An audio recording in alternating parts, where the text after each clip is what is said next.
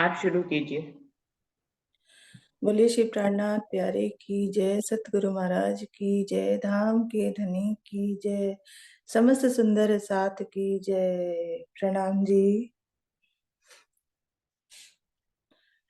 ऐसी पिया से लगन लगाऊं, नजर उठा कर सन्मुख जाऊं। ऐसी धनी से लगन लगाऊं, नजर उठा कर सन्मुख जाऊं। अक्षरातीत भर तारा हमें लेना पड़ेगा, चरणों में दोबारा हमें लेना पड़ेगा, चरणों में दोबारा। ऐसी पिया से लगन लगाऊं, नजर उठा कर सन्मुख जाऊं। ऐसी धनी से लगन लगाऊं, नजर उठाकर सन्मुख जाऊं। अक्षरातीत भर तारा हमें लेना पड़ेगा, चरणों में दोबारा हमें लेना पड़ेगा, चरणों में दोबारा। भूली हम अपने पिया को, छोटा पिया सहारा, छोटा पिया सहारा। भूली हम अपने पिया को, छोटा पिया सहारा, छोटा पिया सहारा। दे के हमें निज नाम फिर सतगुरु ने उबारा, धन गुरु ने उबारा। अब तो हम तुमको ही जाने, तुमको ही केवटिया माने। तू है धाम दुलारा, हमें लेना पड़ेगा, चरणों में दोबारा हमें लेना पड़ेगा, चरणों में दोबारा। ऐसी पिया से लगन लगाऊं, नजर उठाकर सन्मुख जाऊं। ऐसी धनी से लगन लगाऊं, नजर उठाकर सन्मुख जाऊं। अक्षरातीत भर तारा हमें लेना पड़ेगा, चरणों में दोबारा हमें लेना पड़ेगा, चरणों में दोबारा। हम तो तेरे हो गए, तुम भी हमें अपनाना, तुम भी हमें अपनाना। हम तो तेरे हो गए, तुम भी हमें अपनाना, तुम भी हमें अपनाना। अवगुण नजर में लेके धनी हमको भूल न जाना, हमको भूल न जाना। कसनी के चाहे ढूंढे बहाने, कसनी के चाहे ढूंढे बहाने। चरण न छोड़े हम दीवाने, तू है भ्राम दुलारा, हमें लेना पड़ेगा, चरणों में दोबारा हमें लेना पड़ेगा, चरणों में दोबारा।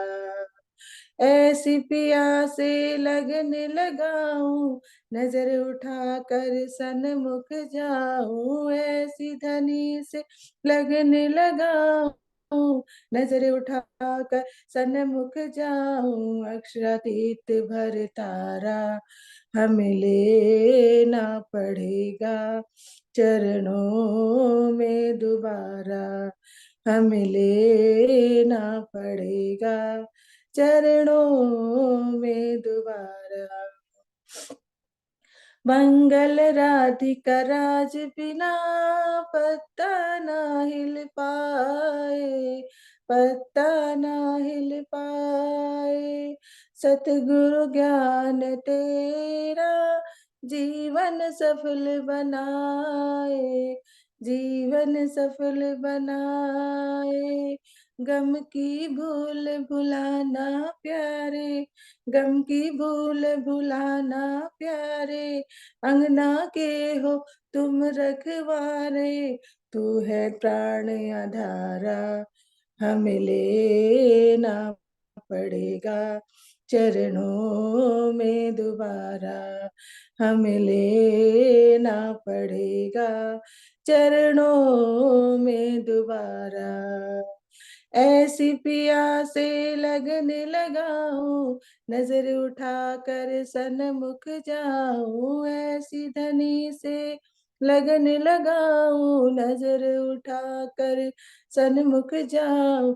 अक्षरातीत भर तारा, हमें लेना पड़ेगा चरणों में दोबारा, हमें लेना पड़ेगा चरणों में दोबारा। बोले श्री प्राणनाथ प्यारे की जय, सतगुरु महाराज की जय, समस्त सुंदर साथ की जय। समस्त सुंदर साथ जी के चरणों में प्रेम प्रणाम जी। प्रणाम जी, धन्यवाद अमिता जी। शुरू करते हैं सुंदर साथ जी। दीदी प्रणाम जी। प्रणाम जी नरेश भाई जी, प्रणाम जी। प्रणाम जी मनीषा दीदी, आज आप बड़े दिनों बाद आए, बहुत बहुत प्रणाम जी। प्रणाम जी सभी सुंदर साथ को। प्रयास रहेगा दीदी कि आप न छूटे ये बैठक। प्रणाम जी, प्रणाम जी।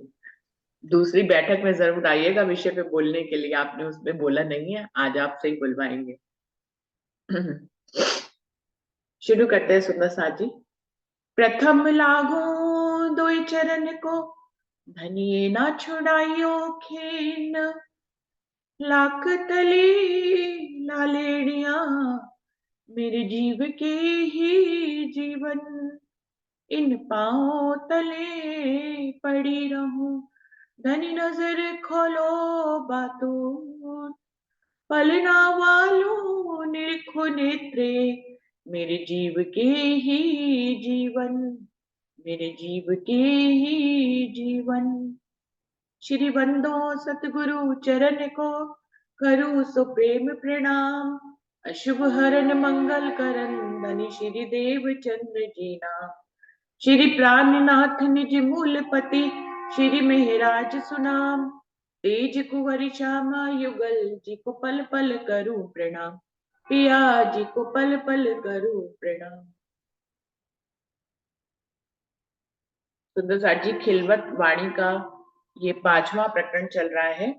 रूहों को कुदरत दिखाई हक ने, जिसकी 25 चौपाई हो गई है। 26वीं चौपाई पे अभी आगे बढ़ते हैं। खिलवत वाणी कहीं ना कहीं मैं मारने की वाणी है, धनी से मिलाने की वाणी है। जब तक जीव की मैं खत्म नहीं होती और धनी की मैं आती नहीं, तब तक धनी से मिलन नहीं हो सकता है। तो प्रसंग भी वही चल रहा है। इनविद में मरत है बैठे तले कदम, जोश इश्क आवे हाल में लेके हक इलम। तरीका उन्होंने बताया है धनी की मैं को कैसे लेना है, जिससे कि जीव की मैं खत्म हो जाए। सुंदर साथ जी थोड़ा सा दोहरा रहे हैं, जीव की मैं के खत्म होने के प्रयास में यदि हम जिंदगी भर भी लगे रहें तो जीव की मैं खत्म नहीं हो सकती। ये इन चौपाइयों में पहले बताया। जीव की मैं खत्म करने के प्रयास में नहीं लगना है, क्योंकि जीव की मैं जो है उसका बीज ही अहंकार है, क्योंकि वो आदि नारायण के अहंकार स्वरूप से ही सारे जीव बने हैं, हमारा जीव भी उसी से बना है। तो उसको खत्म करेंगे तो भी एक मैं रह जाएगी कि हमने खत्म किया। तो इसलिए जीव की मैं को खत्म करने के प्रयास में यहाँ पे निर्देश दे रहे हैं राजी महाराज की नहीं लगना है, धनी की मैं को अपनाते जाना है। तो जीव की मैं स्वतः ही खत्म हो जाएगी, क्योंकि जीव की मैं एक उस तरह के अंधकार के रूप अंधकार है। अंधकार किसको कहते हैं? रोशनी का ना होना ही अंधकार है।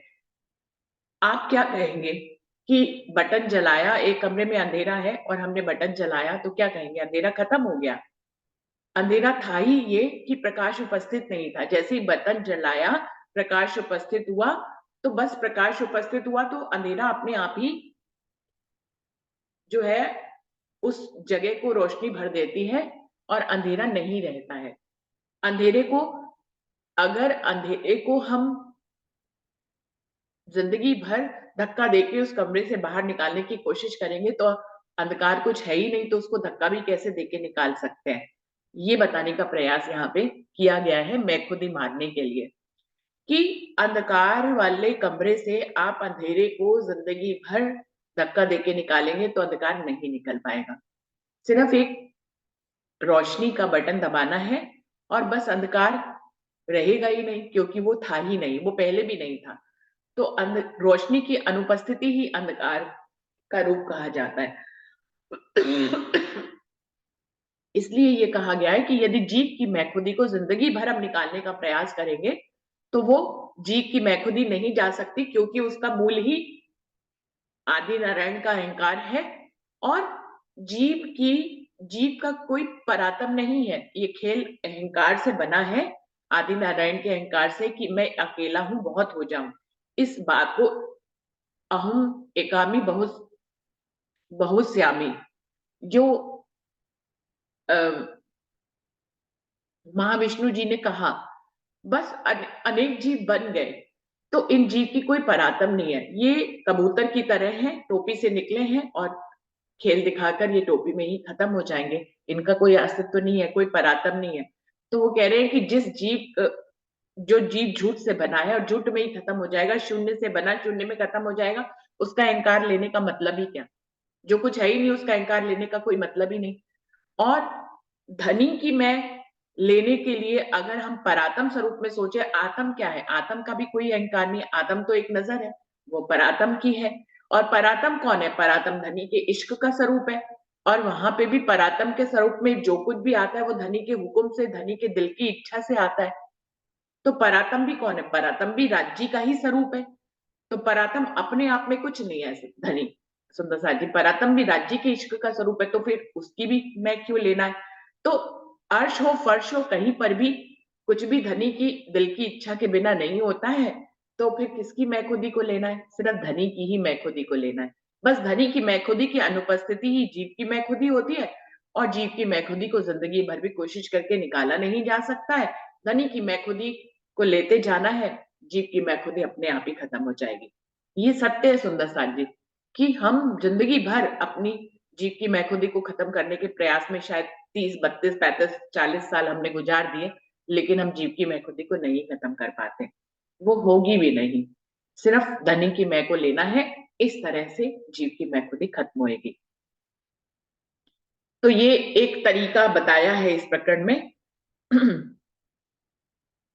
जो सुध मलकूत में नहीं, नासुध नूर वतन, सो गिरो दिल पूरन भई, मैं काड़ी बख्शीश इन। इंद्रावती जी कह रही हैं, मैखुदी की पहचान होना भी तो बड़ी बात है। जिसको हमें जिस धनी की जिस मैखुदी को हमें लेना है, जीव की जिस मैखुदी से हमें परामोश होना है, उस मैखुदी की पहचान भी तो होनी चाहिए।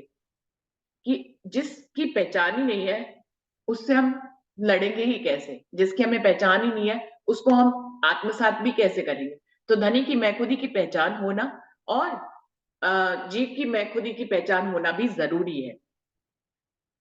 जो सुध मलकूत में नहीं, मलकूत किसको कहते हैं? बैकुंठ को।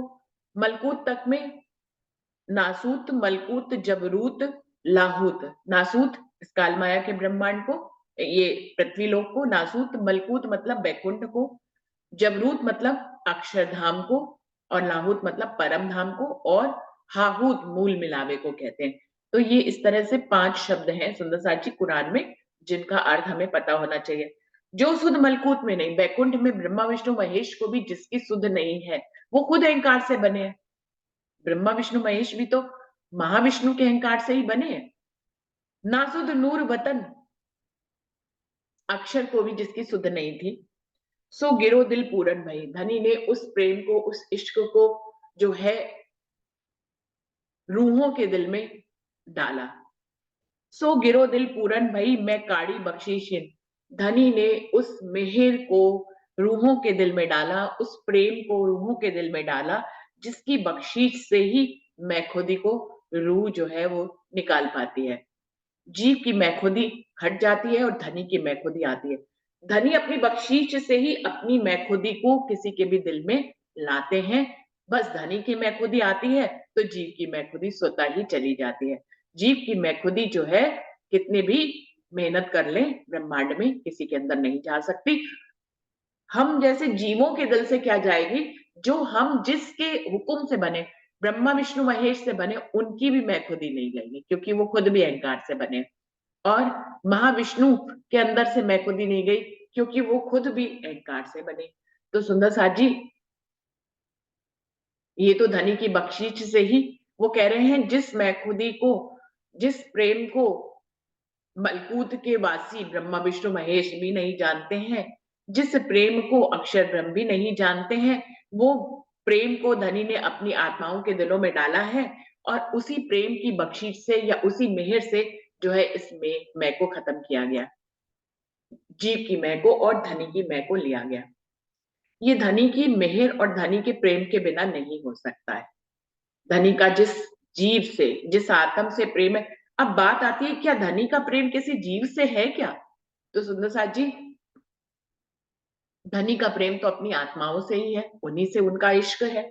लेकिन उन्होंने जिन अपनी जो हुक्म रूपी नजर है उसको जिस जीव पे डाला है, क्योंकि आत्मा उस जीव को दृष्टा बन के देख रही है, उसकी लीला को आत्मसात कर रही है और आत्म आत्मसात कर रही है तो परात्म भी आत्मसात कर रही है। ये लीला चल कहाँ रही है? धनी के दिल रूपी पर्दे पे चल रही है।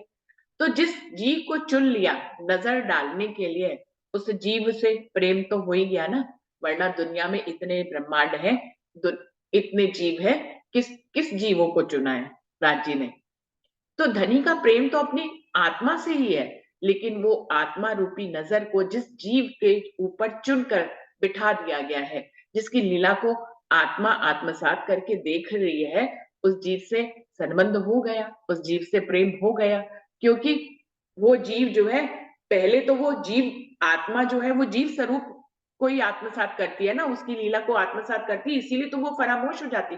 परम धाम से धनी ने खुद ही तो फरामोश किया, परम धाम की लीलाओं से वो फरामोश हो जाती है और जीव की लीला में निमग्न हो जाती है। फिर क्या करते हैं धनी? उसको ब्रह्मवाणी देते हैं उस जीव को, क्योंकि उस विशेष जीव को चुना गया है नजर के लिए, तो उसको अपने तक तो लाना ही है। ये धनी का प्रेमी तो है, तभी तो उसको चुना गया, उसके ऊपर नजर बिठाई गई। अब प्रेम है, नजर बिठाई जाएगी तो उसको ब्रह्मवाणी से जोड़ा ही जाएगा, किसी भी कार्य कारण से जोड़ा जाए। जब ब्रह्मवाणी से जोड़ देते हैं तो अब उल्टा हो जाता है। आत्मा जिस जीव की लीला को आत्मसात करके देख रही होती, वही जीव जब ब्रह्मवाणी से जुड़ जाता है, परमधाम और राज्य के स्वरूप की पहचान कर लेता है, 25 पक्षों की पहचान कर लेता है, तो वो आत्म की लीला को जो ब्रह्मवाणी में आई हुई है, शब्दों में आई हुई है, धनी ने अपनी मेहर से भेजी है, आवेश स्वरूप से जो ब्रह्मवाणी आई है, जब जीव इस लीला को आत्मसात कर ले, अब जब जीव ब्रह्मवाणी से जुड़ता है तो वो आत्मिक लीला को आत्मसात कर लेना है। इसी अवस्था को कहते हैं जीव टल होसी आत्म।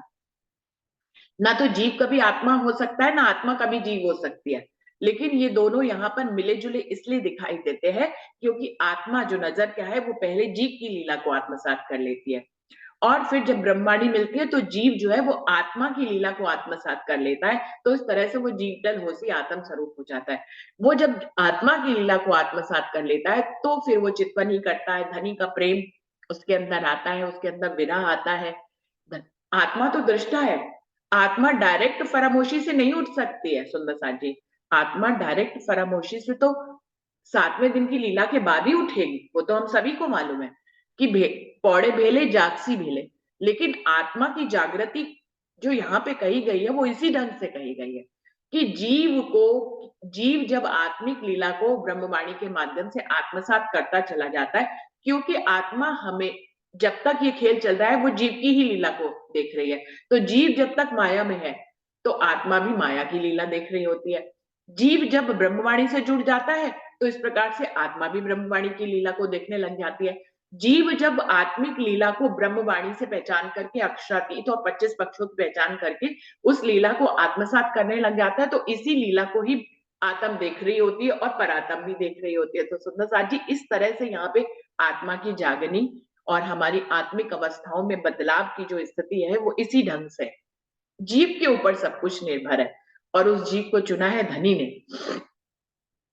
अब रूह को डायरेक्ट परातम में तो एक ही साथ जगाएंगे, वो सबको एक साथ जगाएंगे, लेकिन यहाँ पर जिन जीवों के ऊपर नजर पड़ी हुई है आत्मा की, उस जीव की जैसी जैसी चाल होगी, जितना जितना वो वाणी को आत्मसात करता चला जाएगा, आत्मा की जागनी उतनी उतनी होती चली जाएगी। क्योंकि एक ही क्रम है यहाँ पर जो धनी ने निश्चित कर दिया अपने हुक्म से कि आत्मा जो है वो जीव की लीला को आत्मसात कर रही है। अब अरस परस हो जाता है, जब ब्रह्मवाणी से जीव जुड़ जाता है तो अरस परस हो जाता है। जीव आत्मा आत्मा तो पहले से ही जीव की लीला को आत्मसात कर रही है, लेकिन जीव जब ब्रह्मवाणी से जुड़ जाता है तो वो आत्मिक लीला को आत्मसात करने लग जाता है। यही उसका सौभाग्य है सबसे बड़ा। हमारे सबके जीवों का सौभाग्य क्या है कि हमारे जीवों को चुन लिया गया ब्रह्मवाणी के करीब रहने के लिए। ये छोटी मोटी बात नहीं है सुंदर साथ जी, हमारे ऊपर ये मेहर हो चुकी है, इसलिए हमें बड़ी छोटी सी लगती है, बड़ी कॉमन सी लगती है। ये कॉमन नहीं है। दुनिया में नजर घुमाकर यदि हम देखेंगे तो किसको ब्रह्मवाणी मिलेगी? कौन ब्रह्मवाणी का रोज सुबह उठ के मंथन कर रहा है? कौन इतना जो है जूम पे मीटिंग्स कर रहा है? उससे कितने जीव जुड़ रहे हैं? पूरा संसार अभी नहीं जुड़ रहा है। वो जागनी तो 7वें दिन की लीला में होगी, जब विष्णु को तारतम मिल जाएगा और सभी को तारतम मिल जाएगा। आपको आज उस 7वें दिन की लीला से पहले 6ठे दिन की लीला में तारतम वाणी मिल गई, आप उससे, हमारा जीव उससे जुड़ गया, धनी की चितवनी करने लग गया, धनी के का प्रेम लेने लग गया, धनी के विरह लेने लग गया। ये सब कैसे? ये हमारे जीव को चुन लिया गया है। बहुत बड़ी मेहर है सुंदर साथ जी, क्योंकि धनी की मेहर को भी आत्मसात करना बहुत जरूरी है। हम धनी की मेहर को ही नहीं जानेंगे तो हम उनका धन्यवाद कैसे अदा करेंगे?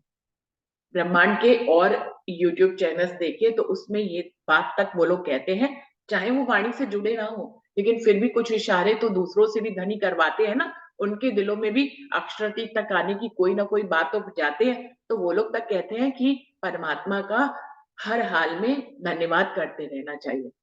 जबकि उनको ब्रह्मवाणी नहीं मिली है सुंदर साथ जी। हमें तो ब्रह्मवाणी मिली, हमें तो बहुत ही बहुत, हमारे जीव की नजर से देखे तो हमें धन्यवाद करना चाहिए। हमारे जीव को चुना गया, धन्यवाद धनी धनी का। हमारे जीव को ब्रह्मवाणी तक लाए धनी, बहुत बहुत धन्यवाद। मेहर धनी की हम पर, हमारे जीव पे ही हुई, इस पूरे ब्रह्मांड पे बहुत बहुत धन्यवाद। धनी ने अपने प्रेम की बारिश हमारे जीव पे करी, बहुत बहुत धन्यवाद। हम इस हमें इस काबिल बनाया धनी ने, हमारे जीव को। आत्मा की कोई बात नहीं, आत्मा तो सिर्फ जीव की लीला को देख रही है। हमारे जीव पे हुक्म किया, हम धनी की 25 पक्षों को जान पाए, धन्यवाद। हम धनी के स्वरूप और श्रृंगार को जान पाए, जीव के रूप में सदैव ही धन्यवाद। बिना शुक्राना के, शुक्राना का एक प्रकरण है ना बीतक में सुंदर साथ जी, कैसे इंद्रावती जी हर बात पे शुक्राना कर रही कि मुझे धनीदेव चंद जी के चरणों में लाए, फिर आपने मुझे 25 पक्ष का ज्ञान दिया, आपने मुझे हफ्सा में दर्शन दिया, फिर जागनी करवाई, सब बात के लिए धन्यवाद कर रही हूँ उसमें। बिल्कुल ऐसे ही हमें भी धन्यवाद करना चाहिए, हर बात के लिए धन्यवाद। जीव की दृष्टि से आत्मा तो धनी का ही अंश है। आत्मा ने क्या धन्यवाद करना है? आत्मा तो राज्य ही का ही स्वरूप है, वो तो पहले से ही धनी का स्वरूप है। अब कौन किसको धन्यवाद करे? जीव ही ऐसा है जिसको चुना गया है। और क्यों चुना गया है? ये जीव जो है साधारण नहीं होंगे जो वाणी से जुड़े हैं। इन जीवों ने ही तपस्या करके कहीं ना कहीं मेहंदी जमाना मांगा हो। परमात्मा जब इस धरती पे आए तो हम उसकी लीला में शामिल हो। सुंदर साथ जी, इसके भी उदाहरण है ना, मरु और देवापी के जीवों ने मांगा था तपस्या करके कि हमारे ऊपर ब्रह्म लीला हो, तो उनके ऊपर ब्रह्म लीला हुई ना। मरु और देवापी के जीवों को चुन लिया गया ना ब्रह्म लीला के लिए।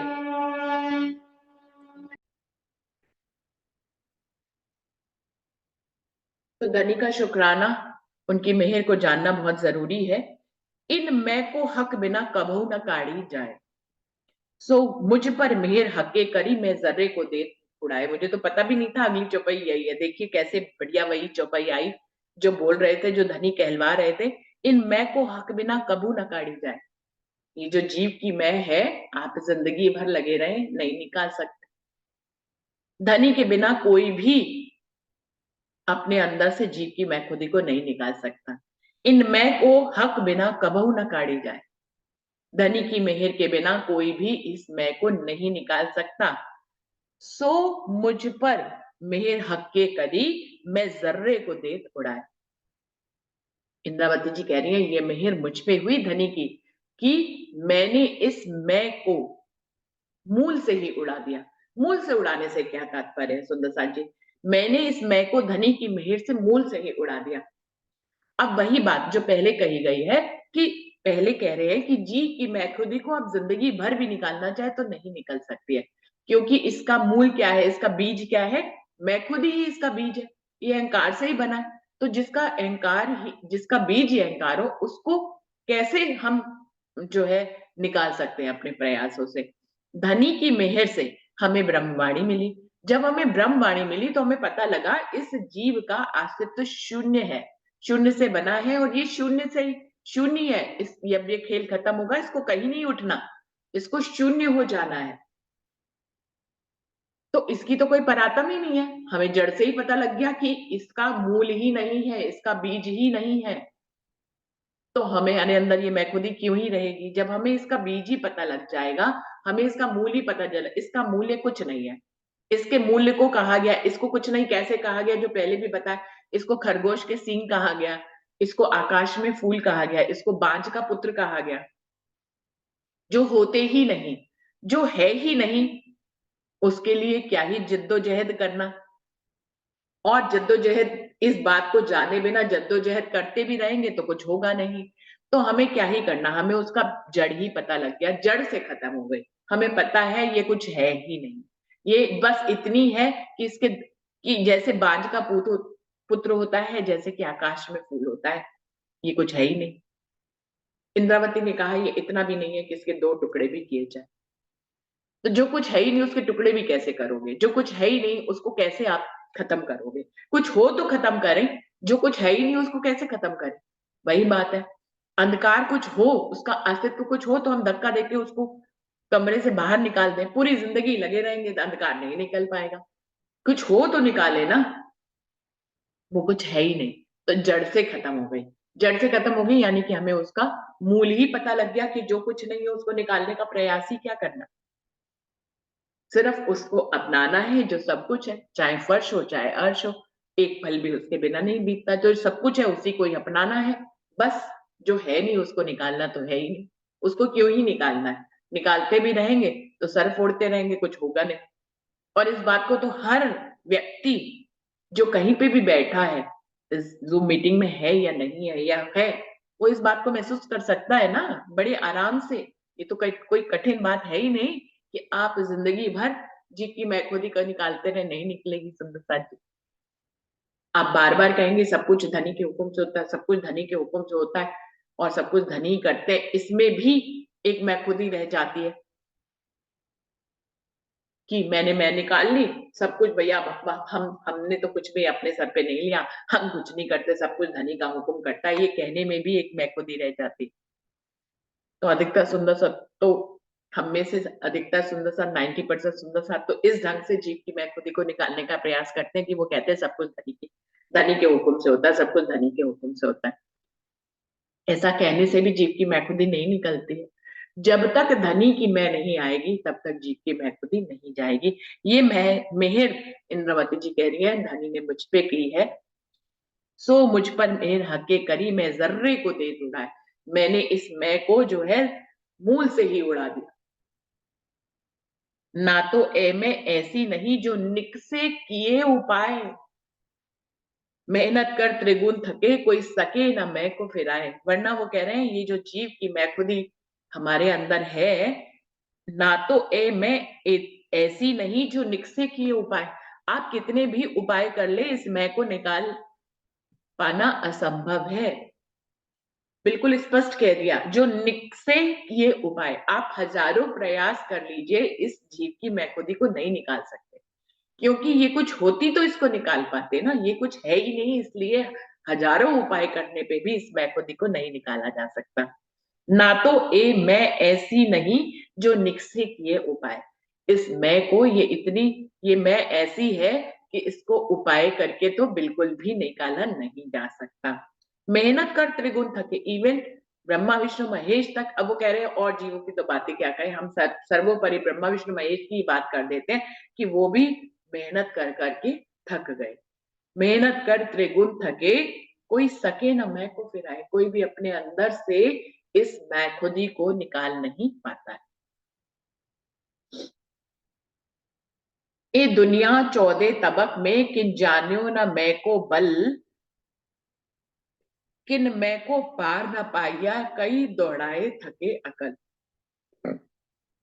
इस 14 तबक की दुनिया में इंद्रावती जी कह रही है, इस मैं के बल को कोई जान ही नहीं पाया। जिसकी हमें पहचान ही नहीं है, उसको निकालने, उसको अपनाने, दोनों का ही कोई अभिप्राय नहीं रह जाता। जिसकी हमें पहचान ही नहीं है, उसको हम जीवन भर अपनाए रहेंगे तो भी हमें पहचान नहीं होगी। उसको हम जीवन भर हटाने का प्रयास करेंगे, बिना पहचाने तो नहीं कर सकते।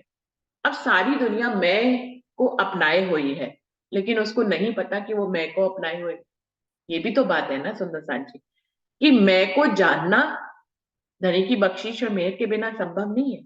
सारी दुनिया मैं लिए हुई है, लेकिन उसको पता ही नहीं है कि वो मैं लिए हुई है। इतने संत महात्मा है इस दुनिया में, सब मैं को लिए हुए, और उनको पता नहीं है कि वो मैं खुद ही मैं को लिए, अहंकार को लिए हुए। वो पूरी दुनिया को अहंकार को छोड़ने का प्रवचन देते हैं, लेकिन खुद ही अहंकार को छोड़े हुए नहीं होते, क्योंकि उनको अहंकार की पहचान ही नहीं है।